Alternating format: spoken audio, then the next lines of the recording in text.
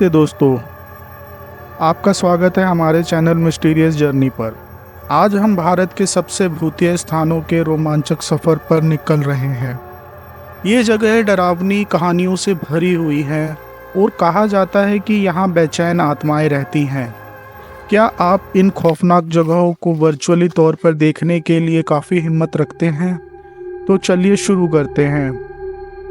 सबसे पहले हम राजस्थान के कुख्यात भानगढ़ किले की ओर चलते हैं। यह पर्यटक किला शापों और प्रतिशोधी आत्माओं के एक काले इतिहास में डूबा हुआ है। कहा जाता है कि एक राजकुमारी द्वारा उसके प्रस्ताव को ठुकराए जाने के बाद एक तांत्रिक ने किले को श्राप दिया था।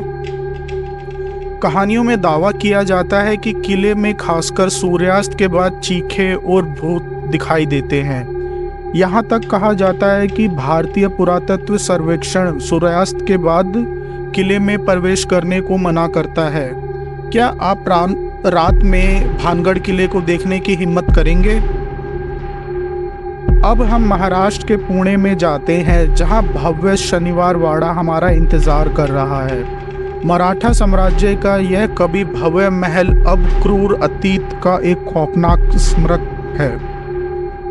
ऐसा माना जाता है कि महल में एक युवा राजकुमार नारायण राव की आत्मा भटकती है, जिसकी दीवारों के भीतर ही हत्या कर दी गई थी। आंगों तक अजीब आवाजें जैसे बच्चे के रोने की आवाज़ सुनते हैं और कुछ तो यहाँ तक दावा करती है कि उन्होंने भूतों को भी देखा है। क्या आप शनिवार वाड़ा में अकेले रात बिताएंगे? अपनी राय हमें ज़रूर बताएं। अंत में हम दिल्ली के दिल में स्थित एक बावड़ी, अग्रसेन की बावड़ी की गहराइयों में उतरते हैं। इस ऐतिहासिक स्मारक को देखने में साधारण लगने वाला इसका एक डरावना पहलू भी है। बावड़ी के भूल-भुलैया संरचना और भयानक सन्नाटा माना जाता है कि असाधारण गतिविधियों को आकर्षित करता है। इस प्राचीन कुएं में आसपास अजीब घटनाओं और परछाइयों को देखे जाने की फुसफुसाहटें भी हैं। क्या आप इसे सिर्फ देखकर ही ठंड महसूस कर रहे हैं? तो दोस्तों, ये है भारत की कुछ सबसे भूतिया स्थानों पर एक झलक। ये जगह रोमांच के लिए तो लाजवाब हो सकती हैं, लेकिन याद रखें, ये कमज़ोर दिल वालों के लिए बिल्कुल भी नहीं है। अगर आपको यह डरावना रोमांच पसंद आया तो उसे लाइक का बटन दबाएं और अधिक डरावनी वीडियोस के लिए हमें सब्सक्राइब करना ना भूलें।